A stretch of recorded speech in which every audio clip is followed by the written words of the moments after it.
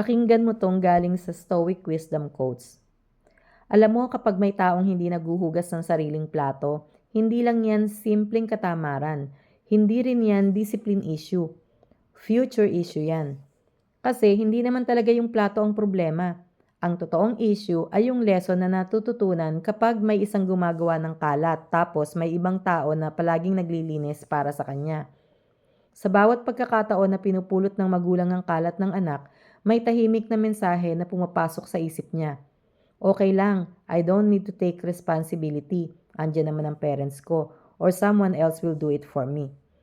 Kapag paulit-ulit yan, dito nabubuo ang dependent adults. Mga taong high ang demand pero low ang contribution.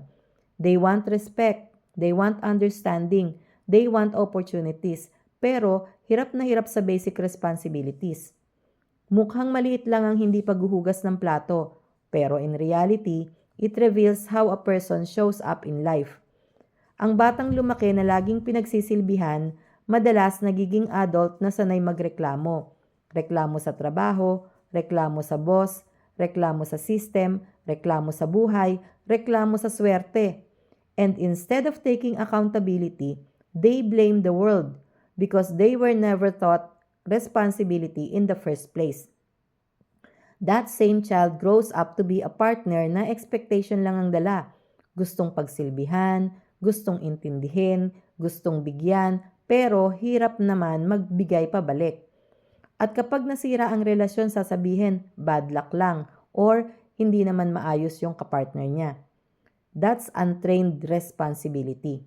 Makinig ka mabuti. Ang pagtulong sa bahay ay hindi parusa. Preparation yan for real life. It teaches respect for effort, discipline, order, common sense.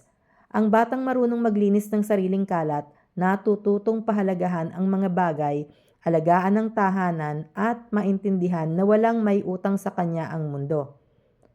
Yes, mas madaling palakihin ang batang komportable, pero mas mahirap palakihin ang batang responsable. At kadalasan, yung sobrang komportable, lumalaki na hindi handa sa totoong buhay. Kaya malinaw ang rules, simple, hindi negotiable. If you make a mess, you clean it. If you use it, you wash it.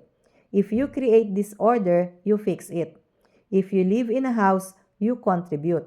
At kung hanggang ngayon umaasa ka pa rin na may ibang gagawa ng responsibility mo, ito ang paalala ko sa iyo.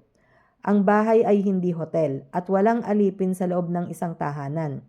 Maturity begins the moment you stop expecting other people to carry the weight that belongs to you.